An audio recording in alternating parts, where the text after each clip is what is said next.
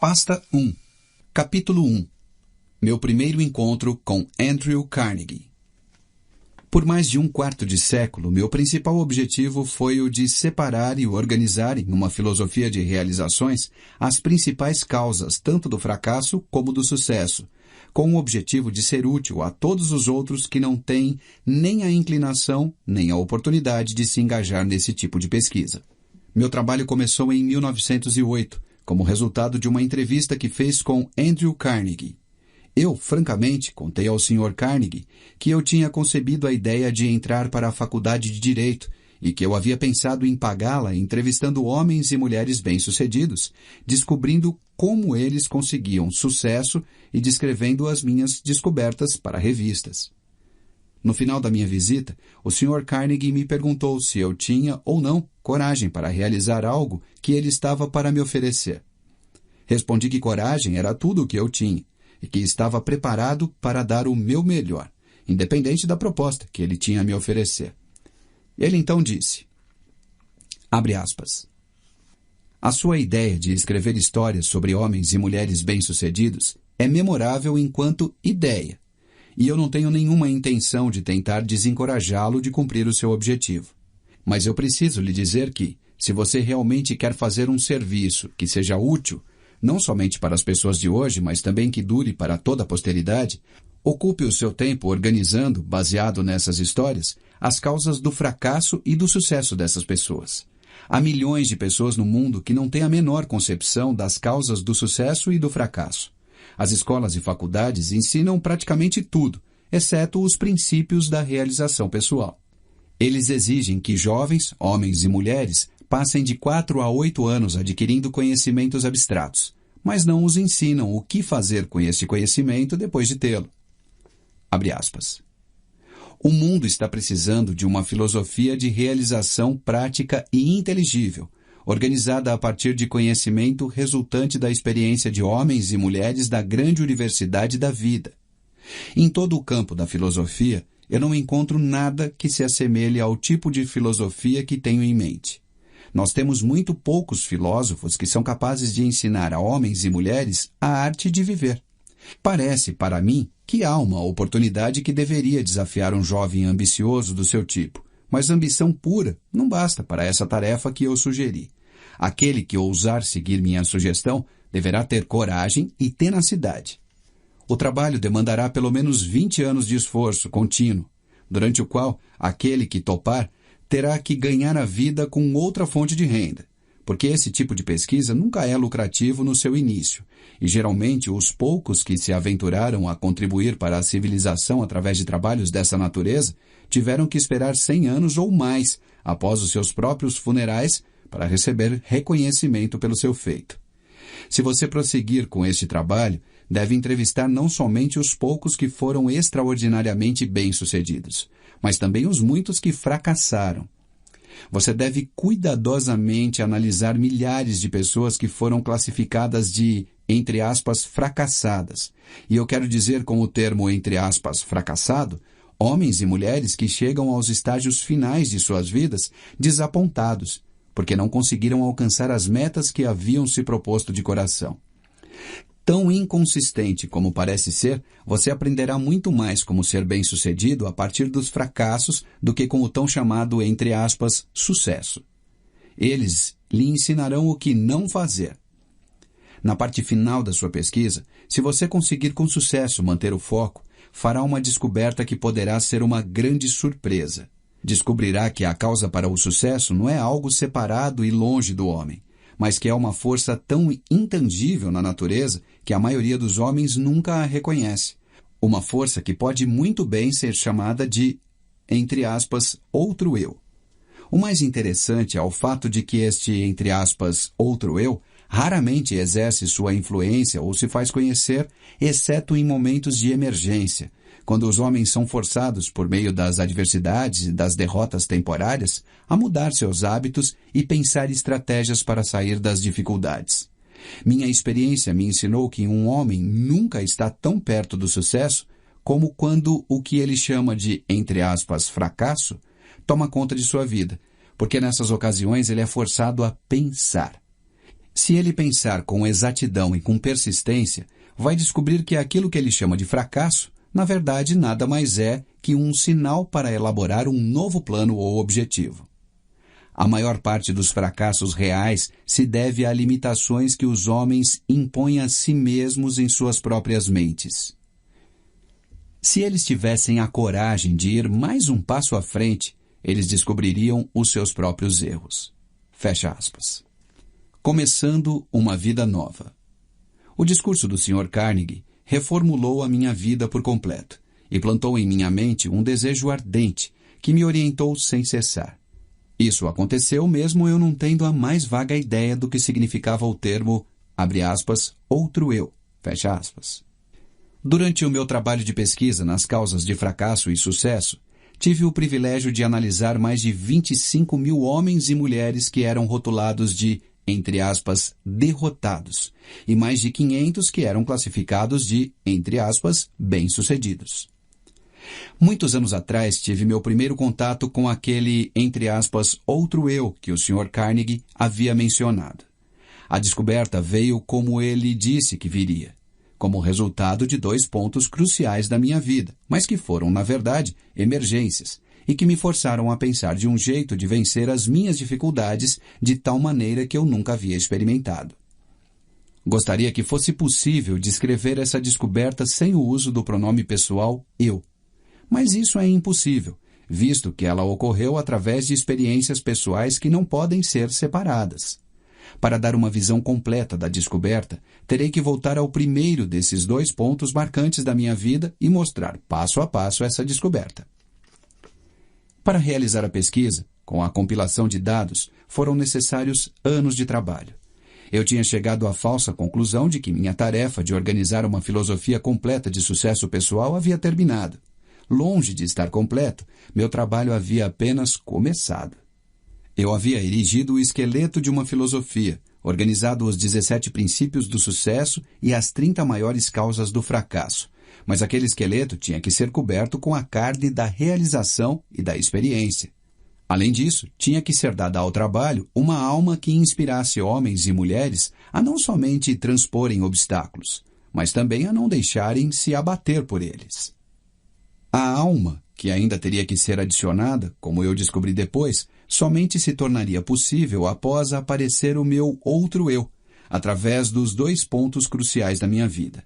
Resolvendo focar a minha atenção e quaisquer talentos que eu porventura tivesse em retornos monetários através de canais de negócios, decidi dedicar-me à profissão de publicitário. Tornei-me, então, o gerente de publicidade do curso de extensão La Salle, da Universidade de Chicago. Tudo ocorreu maravilhosamente bem. Tudo ocorreu maravilhosamente bem durante 1 ano.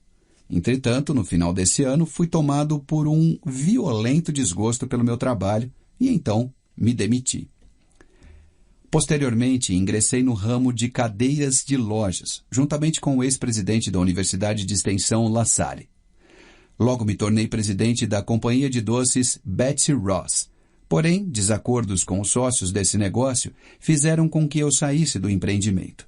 A atração pela propaganda ainda estava no meu sangue e tentei novamente dar a expressão a ela. Organizei uma escola de propaganda e vendas, como uma parte da escola de negócios Bryant E. Stratton. O empreendimento navegava em águas tranquilas e muito dinheiro entrava rapidamente. Foi então que os Estados Unidos tomaram parte da Primeira Guerra Mundial. Em resposta a um chamado interior, que palavras não conseguem descrever, saí da escola e entrei para o serviço do governo dos Estados Unidos, sob a direção do presidente Woodrow Wilson, deixando um negócio fantástico desintegrar-se. No dia do armístico, em 1918, comecei a atuar na publicação da revista Golden Rule, abre parênteses, regra de ouro na tradução livre, fecha parênteses.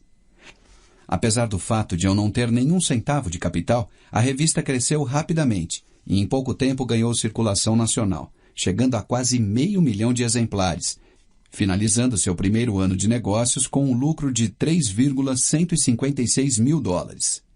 Alguns anos depois, aprendi com um experiente Alguns anos depois, aprendi com um experiente executivo de uma empresa de publicações que nenhum homem capaz naquele ramo pensaria em começar uma revista tal como esta com menos do que $500 mil de capital. A revista Golden Rule e eu estávamos destinados a nos separar. Quanto mais sucesso alcançávamos, mais descontente eu me tornava. Até que finalmente, devido a um acúmulo de perturbações causadas por sócios no negócio, dei a revista como um presente a eles e deixei o negócio. Com essa atitude, provavelmente joguei fora uma pequena fortuna. Logo após, organizei uma escola de treinamento para vendedores. Minha primeira missão era treinar um exército de vendas de 3.000 pessoas para uma rede de lojas. Receberia $10 para cada vendedor que frequentasse a minha aula. Dentro de 6 meses, esse trabalho havia me rendido um pouco mais de $30 mil. O sucesso, em termos financeiros, estava coroando meus esforços com abundância. Novamente, meu espírito estava descontente. Eu não estava feliz. Tornava-se a cada dia mais óbvio que nenhuma quantidade de dinheiro em algum momento me faria feliz. Sem a menor desculpa razoável por minhas ações, saí do negócio e desisti de um empreendimento no qual teria facilmente recebido um salário satisfatório. Meus amigos e sócios no negócio pensaram que eu estava louco, e eles não estavam tão errados nos seus pensamentos. No fundo, eu estava inclinado a concordar com eles. Mas parecia que não havia nada que eu pudesse fazer para mudar de ideia. Procurava pela felicidade, e ainda não a tinha encontrado. Pelo menos, essa é a única explicação que eu poderia oferecer para justificar as minhas atitudes um tanto quanto inusitadas. Qual o homem que realmente conhece a si mesmo? Isso aconteceu no final do outono de 1923. Eu me sentia solitário em Columbus, Ohio, e sem recursos. Pior ainda, sem nenhum plano para me tirar daquela situação difícil. Na verdade, era a primeira vez na vida que eu estava acuado devido à falta de recursos. Em muitas ocasiões, já havia passado por momentos de aperto, mas nunca antes havia faltado dinheiro a tal ponto de eu não conseguir suprir minhas necessidades pessoais. A experiência me assombrou. Eu parecia estar totalmente à margem do que poderia ou deveria fazer. Pensei em uma dúzia de jeitos de conseguir resolver os meus problemas, mas descartei-os, todos. Eram impraticáveis e impossíveis de realizar. Me senti como alguém que estava perdido em uma selva sem uma bússola sequer. Toda tentativa que eu fazia para me tirar da dificuldade acabava me trazendo de volta para o ponto de partida. Por quase 2 meses, sofri com a pior das doenças humanas, a indecisão. Comecei os 17 princípios da realização pessoal, mas não sabia como aplicá-los. Sem saber, estava encarando uma daquelas emergências da vida que o Sr. Carnegie havia me falado. Situações essas em que os homens muitas vezes descobrem os seus outros eus. Meu estresse era tão grande que em nenhum momento me ocorreu sentar, analisar a sua causa e procurar a sua cura. Derrota é convertida em vitória. Uma tarde tomei uma decisão que me ajudou a sair daquela situação. Eu tinha um sentimento de que o que eu realmente desejava era sair para os, abre aspas, espaços abertos do país, fecha aspas, onde poderia respirar ar fresco e, principalmente, pensar. Comecei a caminhar e já havia percorrido mais ou menos 7 ou 8 milhas, quando de repente me vi parado. Por muitos minutos, fiquei ali como se estivesse com os pés colados. Tudo na minha volta tornou-se escuro. Eu podia ouvir o som estridente de alguma forma de energia que estava vibrando a uma frequência muito alta. Então, meus nervos aquietaram-se, meus músculos relaxaram e uma grande calma tomou conta de mim. A atmosfera começou a clarear. Enquanto isso ocorria, recebi um comando de meu interior, que veio na forma de um pensamento, tão perto quanto eu posso descrevê-lo. O comando era tão claro e distinto que não havia meios de eu não entendê-lo. Na essência, ele disse, abre aspas, chegou o momento de você completar a filosofia de sucesso que você começou seguindo a sugestão de Carnegie. Volte para casa de uma vez por todas e comece a transferir os dados que você juntou da sua própria mente, transformando-os em manuscritos. Fecha aspas. O meu outro eu havia acordado. Por alguns minutos permaneci aterrorizado. Essa experiência não era parecida com nada que eu houvesse experimentado antes. Eu virei e caminhei rapidamente até chegar em casa. Quando me aproximei de casa, vi meus 3 filhos olhando pela janela para as crianças do vizinho, que estavam decorando uma árvore de Natal. Então me lembrei que era a véspera de Natal. Para completar, me dei conta, com um sentimento de pura tristeza, tal qual eu jamais havia experimentado, de que não haveria árvore de Natal na nossa casa. O olhar de desapontamento no rosto das minhas crianças me fez lembrar desse fato com muita dor. Entrei em casa, sentei em frente à minha máquina de escrever e comecei de uma vez por todas a transcrever todas as descobertas que eu havia feito, relacionadas às causas de sucesso e fracasso. No instante em que eu coloquei a primeira folha de papel na máquina, fui interrompido pelo mesmo sentimento estranho que havia me ocorrido algumas horas antes. E este pensamento passou de forma muito clara na minha mente. Abre aspas. Sua missão nesta vida é completar a primeira filosofia de sucesso e realização pessoal. Você tem tentado em vão escapar da sua tarefa. Cada esforço trazendo fracasso para você. Você está procurando pela felicidade. Aprenda esta lição de uma vez por todas. Você somente achará a alegria ajudando outros a encontrá-la. Você tem sido um estudante teimoso. Você tinha que ser curado da sua teimosia através de desapontamentos sucessivos.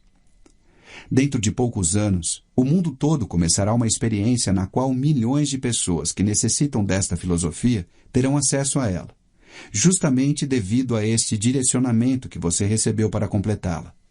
A sua grande oportunidade de achar a felicidade prestando um serviço útil terá chegado.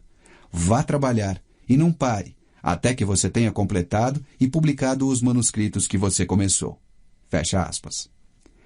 Eu estava consciente de ter chegado ao final do arco-íris da vida e estava feliz. A dúvida aparece. O feitiço, se é que essa experiência pode ser assim chamada, passou. Comecei a escrever e pouco depois fui sugestionado pela minha razão e pensei que talvez eu estivesse entrando numa missão estúpida. A ideia de que um homem que estava em plena depressão e praticamente falido pudesse escrever uma filosofia de sucesso pessoal me parecia tão fantasiosa que ri vigorosamente e acabei dando gargalhadas. Me arrumei na cadeira, passei os dedos pelo meu cabelo e tentei criar um álibi que justificaria à minha própria mente que eu deveria tirar o papel da máquina de escrever antes de começar. Mas a vontade de continuar era muito mais forte do que o desejo de desistir. E acabei me reconciliando com a minha tarefa e segui em frente. Olhando aos eventos passados, agora sob a ótica de tudo o que aconteceu, posso ver que essas pequenas experiências de adversidades pelas quais passei foram entre as mais enriquecedoras e lucrativas de todas as minhas vivências. Elas, na verdade, foram bênçãos, porque me forçaram a continuar um trabalho que finalmente me trouxe uma oportunidade para me fazer mais útil ao mundo do que eu jamais teria sido, caso tivesse sido bem-sucedido em quaisquer dos planos ou objetivos anteriores. Por quase 3 meses trabalhei nesses manuscritos, finalizando-os durante o começo de 1924. Assim que os completei, me senti novamente compelido a voltar ao grande jogo dos negócios americanos. Sucumbido ao meu desejo, comprei a Faculdade de Negócios Metropolitana em Cleveland, Ohio, e comecei a realizar os planos para aumentar a sua capacidade.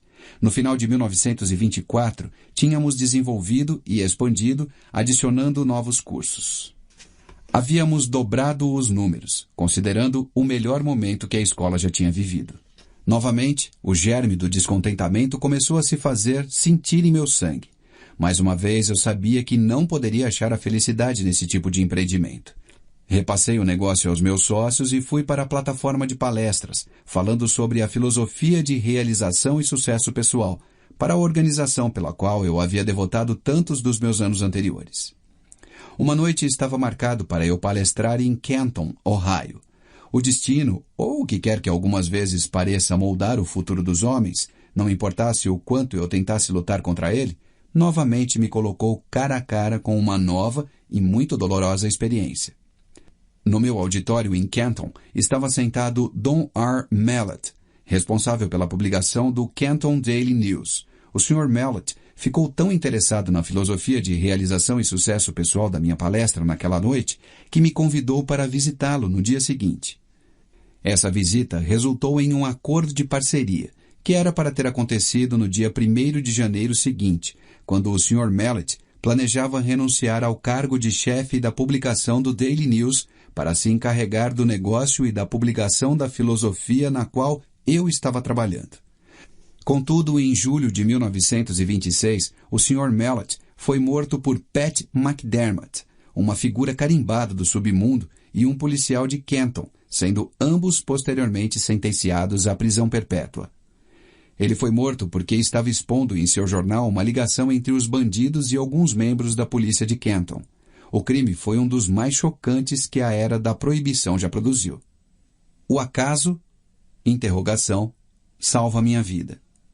Na manhã seguinte à morte do Sr. Mallet, fui chamado no telefone por uma pessoa desconhecida, que me alertou de que eu teria 1 hora para sair de Canton e de que eu poderia ir voluntariamente dentro de 1 hora, mas se eu esperasse mais tempo, eu provavelmente iria dentro de um caixão. Minha associação com o Sr. Mallet havia aparentemente sido mal interpretada. Seus assassinos, de certo, acreditavam que eu estava conectado de forma direta à exposição que ele vinha fazendo em seus jornais. Não esperei acabar o meu limite de 1 hora, mas imediatamente entrei no meu carro e dirigi para a casa de parentes nas montanhas a oeste de Virgínia, onde fiquei até que os assassinos tivessem sido colocados na prisão.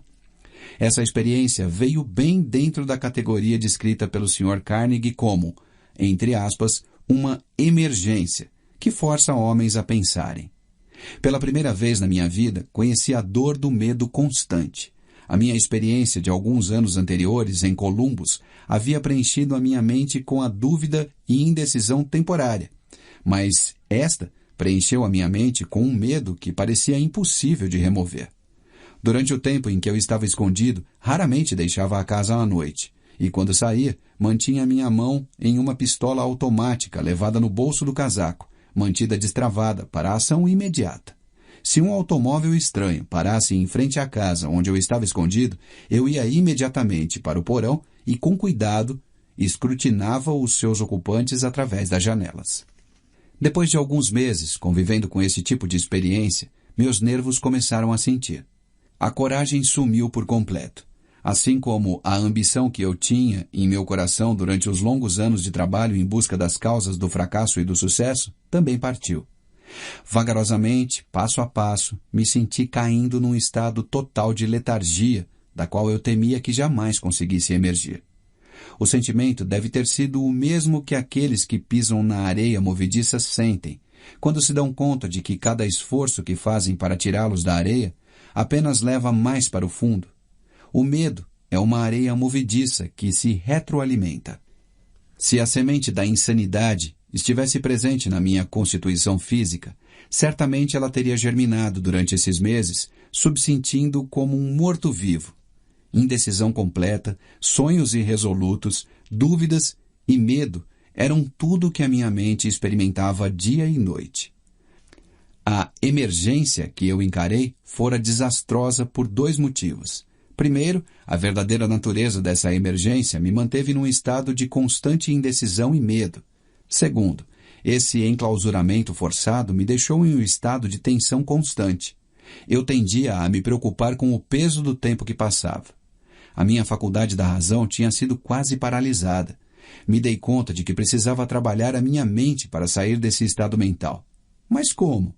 Os recursos que tinham me ajudado a resolver todas as emergências anteriores da minha vida parece que criaram asas e me deixaram completamente à mercê da situação.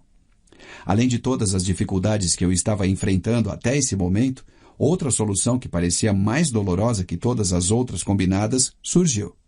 Era a tomada de consciência de que eu havia gasto a maior parte dos meus últimos anos em busca do arco-íris, procurando aqui e lá pelas causas do sucesso, e me achando agora, nesse exato momento, mais fraco e incapacitado do que qualquer uma das 25.000 pessoas as quais eu havia julgado como sendo fracassos.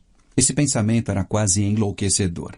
Além disso, era também extremamente humilhante, porque eu estava palestrando por todo o país, em escolas e faculdades e para organizações de comércio, tentando contar às outras pessoas como aplicar os 17 princípios do sucesso, enquanto aqui estava eu, incapaz de aplicá-los para mim mesmo. Estava certo de que nunca mais poderia encarar o mundo com um sentimento de confiança. Toda vez em que me olhava no espelho, notava uma expressão de desgosto próprio na minha face, e frequentemente disse coisas ao homem no espelho que não devem ser escritas. Eu havia começado a tomar o lugar na categoria dos charlatões que oferecem aos outros um remédio para a cura que eles não conseguem aplicar com sucesso a si mesmos. Os criminosos que assassinaram o Sr. Mallet foram julgados e mandados para a prisão perpétua. Por isso, seria perfeitamente seguro, considerando onde eles estavam, sair do meu esconderijo e novamente tocar o meu trabalho. Contudo, não conseguia sair, porque agora encarava circunstâncias mais aterrorizantes do que aquela que havia sido criada pelos assassinos. A experiência destruíra qualquer tipo de iniciativa que eu havia possuído. Eu sentia uma influência de tal modo depressiva que tudo parecia um pesadelo. Estava vivo e poderia me mover, mas não conseguia pensar em um único movimento por meio do qual eu pudesse continuar a procurar pela meta que eu tinha estipulado para mim mesmo, baseado na sugestão do Sr. Carnegie. Estava rapidamente me tornando indiferente, não apenas a mim mesmo, mas pior ainda, começava a me tornar mal-humorado e irritado com aqueles que haviam me oferecido abrigo durante a minha emergência. Encarei a maior emergência da minha vida. A menos que tenha passado por uma experiência similar, você não consegue imaginar como me senti. Tais experiências não conseguem ser descritas. Para serem entendidas, devem ser sentidas. O momento mais dramático da minha vida. A virada veio de repente, no outono de 1927, mais de um ano após o incidente de Canton. Deixei a casa em uma noite e caminhei para o prédio da escola pública que se situava no topo de uma montanha acima da cidade. Eu havia chegado a uma decisão de lutar contra tudo aquilo antes que a noite acabasse. Comecei a caminhar em volta do edifício, tentando forçar o meu cérebro confuso a pensar com clareza. Devo ter dado centenas de voltas ao redor do prédio antes que qualquer coisa que se assemelhasse a um pensamento organizado pudesse cruzar a minha mente. Enquanto caminhava, repetia constantemente para mim mesmo, abre aspas, existe uma saída e vou achá-la antes de voltar para casa, fecha aspas. Devo ter repetido essa frase 1000 vezes. Além disso, estava decidido a fazer exatamente o que eu estava dizendo a mim mesmo. Estava totalmente desgostoso comigo mesmo, mas ensaiei uma esperança de salvação. Então, como um raio que cai do céu, claro, uma ideia explodiu em minha mente com tal força que o impulso fez com que o meu sangue subisse e descesse das minhas veias de forma abrupta. Abre aspas. Este é o seu período de teste. Você foi reduzido à pobreza e humilhado para que pudesse ser forçado a descobrir o seu outro eu. Fecha aspas. Pela primeira vez em anos, recordei o que o Sr. Carnegie dissera sobre este outro eu.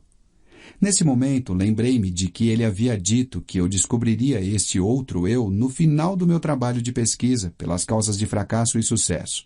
E ainda recordei que ele disse que a descoberta normalmente viria com o resultado de uma emergência. Quando homens são forçados a mudar os seus hábitos e pensar formas de sair da dificuldade. Continuei caminhando ao redor da escola, só que agora eu estava flutuando. Inconscientemente, parecia saber que estava para ser liberado da prisão que havia feito a mim mesmo. A partir desse momento, me dei conta de que essa grande emergência havia me trazido uma oportunidade, não somente para descobrir o meu outro eu, mas também para testar a eficácia da filosofia de sucesso que eu havia ensinado a outros, como sendo algo palpável e realizável. Brevemente, eu saberia se ela funcionaria ou não. Tomei a decisão de que, se ela não funcionasse, eu queimaria todos os manuscritos e nunca mais me sentiria culpado por tentar provar aos outros que eles eram, abre aspas, os mestres de seus destinos, os capitães de suas almas, fecha aspas. A lua cheia estava recém cobrindo o topo da montanha. Eu nunca havia visto brilhar tão intensamente antes. Enquanto estava contemplando, outro pensamento cruzou a minha mente. Abre aspas. Você tem mostrado às outras pessoas como dominar o medo e como sobrepujar as dificuldades que surgem nas emergências da vida. De agora em diante, você pode falar com autoridade, porque está a ponto de superar as suas próprias dificuldades com coragem e objetivo, resoluto e destemido. Fecha aspas. Com este pensamento veio uma mudança na química do meu ser, que me elevou a um estado de euforia que eu nunca havia experimentado. Meu cérebro começou a clarear, e o estado de letargia no qual ele se encontrava começou a passar. A minha razão passou a trabalhar novamente. Por um breve momento estava feliz pelo privilégio de passar por longos meses de tormento, já que a experiência me ofereceu a oportunidade de testar a eficácia dos princípios de sucesso, os quais eu vinha pesquisando de forma inexorável. Quando este pensamento surgiu, parei, uni os meus pés, saudei, eu não sabia o que ou quem, e fiquei rigidamente em estado de meditação por muitos minutos. Isso parecia de início uma atitude boba, mas enquanto eu estava lá, de pé naquele estado, outro pensamento cruzou a minha mente em forma de uma, entre aspas, ordem, que era tão breve e instantânea quanto uma ordem dada por um comandante militar a um subordinado. A ordem dizia, abre aspas, amanhã, entre no seu carro e dirija até a Filadélfia. Lá você receberá ajuda para publicar a sua filosofia do sucesso. Fecha aspas. Não havia nenhuma forma de explicação e qualquer tipo de modificação da ordem. Tão logo a recebi, caminhei de volta para casa, fui para a cama e dormi profundamente, com uma paz de espírito tal que não experimentava havia mais de um ano. Quando acordei de manhã, me levantei da cama e imediatamente comecei a fazer as malas para a viagem à Filadélfia. Minha razão me dizia que eu estava embarcando numa missão sem sentido. Quem eu poderia conhecer na Filadélfia que pudesse me ajudar financeiramente a publicar 8 volumes de livros a um custo de $25.000? Eu me questionei. Instantaneamente ouvi em minha mente a resposta para essa questão de forma tão clara como se as palavras tivessem sido ditadas em meu ouvido. Abre aspas. Você agora está seguindo ordens em vez de ficar fazendo perguntas. O seu outro eu estará no comando durante toda esta viagem. Fecha aspas. Havia outra condição que parecia fazer a minha preparação para ir à Filadélfia algo que beirava o absurdo. Eu não tinha dinheiro. Esse pensamento mal me havia ocorrido quando o meu outro eu explodiu dando uma ordem enfática. Abre aspas. Peça para o seu cunhado $50 e ele emprestará para você. Fecha aspas. A ordem parecia definitiva e final. Sem qualquer hesitação, segui as instruções. Quando pediu dinheiro ao meu cunhado, ele disse, abre aspas, claro, certamente vou lhe emprestar os 50, mas se você vai para tão longe, seria melhor você levar $100, fecha aspas. Agradeci a ele e disse que $50 seriam o suficiente. Sabia que não bastava, mas essa era a quantia que o meu outro eu havia me ordenado a pedir, e foi exatamente isso que eu fiz. Eu estava bastante aliviado quando me dei conta de que o meu cunhado não ia me perguntar por que eu estava indo para a Filadélfia. Se ele soubesse tudo o que havia se passado pela minha mente na noite anterior, talvez pensasse que eu deveria ir para um hospital psiquiátrico em vez de sair de casa em busca do pote de ouro no final do arco-íris. Meu outro eu assume o comando. Parti com a minha cabeça me dizendo que eu era um idiota, e meu outro eu me ordenando ignorar o desafio e seguir as instruções. Dirigi a noite inteira, chegando à Filadélfia na manhã seguinte. Meu primeiro pensamento foi o de procurar uma pensão, onde eu pudesse alugar um quarto de $1 por dia. Nesse momento, novamente, o meu outro eu tomou conta e ordenou que eu me hospedasse no hotel mais luxuoso da cidade. Com um pouco mais de $40 no bolso, que era o que restava do meu capital, parecia mais um suicídio financeiro quando caminhei até o balcão e pedi por um quarto. Ou, devo dizer, quando comecei a pedir por um quarto. Meu recém-descoberto outro eu me ordenou a pedir a melhor de todas as suítes. O custo dessa suíte consumiria o meu capital em 2 dias. Obedeci. O carregador de malas pegou a minha bagagem, me entregou o ticket do estacionamento do automóvel e me conduziu até o elevador como se eu fosse o príncipe de Gales. Era a primeira vez em mais de um ano que um ser humano havia demonstrado tal deferência para comigo. Meus próprios parentes, esses com quem eu estava morando, longe de me mostrar qualquer tipo de consideração, ainda achavam que eu era um peso para eles. E tenho certeza de que eu era, porque nenhum homem no estado mental em que eu me encontrava no último ano poderia ser qualquer coisa além de um peso a todos aqueles com os quais, porventura, entrasse em contato. Tornava-se evidente que o meu outro eu estava determinado a me tirar do complexo de inferioridade que eu havia desenvolvido. Dei ao carregador de malas $1. Comecei a estimar quanto seria a minha conta do hotel até o fim da semana, quando então o meu outro eu ordenou que eu limpasse completamente a minha mente de quaisquer pensamentos de limitação e que conduzisse a minha vida, a partir daquele momento, como se tivesse todo o dinheiro que quisesse nos meus bolsos. A experiência pela qual estava passando era tanto nova quanto estranha para mim. Nunca consegui ser mais do que eu acreditava que poderia ser. Por quase meia hora, este outro eu me deu ordens que segui à risca durante o período da minha estada na Filadélfia. As instruções que recebi por meio desses pensamentos se apresentaram à minha mente com tal força que eles eram facilmente distinguíveis de pensamentos normais criados pelo meu eu tradicional. Eu recebo ordens estranhas de uma fonte estranha. Minhas instruções começaram dessa forma. Abre aspas. A partir deste momento, você está completamente no comando do seu outro eu. De agora em diante, você deve saber que duas entidades ocupam o seu corpo. Na verdade, duas entidades similares ocupam o corpo de cada ser vivente do planeta Terra. Fecha aspas. Abre aspas. Uma dessas entidades é motivada e responde pelo impulso do medo. A outra é motivada e responde ao impulso da fé. Por mais de 1 ano, você foi conduzido como um escravo pela entidade do medo. Fecha aspas. Abre aspas. Há 2 noites, a entidade fé assumiu o controle do seu corpo físico, e a partir daquele momento você foi motivado por essa entidade. Por mera conveniência, você pode chamar essa entidade fé de seu outro eu. Ela não escolhe limitações, não possui medos e não reconhece a palavra impossível. Fecha aspas. Abre aspas. Você foi direcionado a selecionar esse ambiente de luxo em um bom hotel como um meio de desencorajar o retorno da entidade medo. Esse antigo eu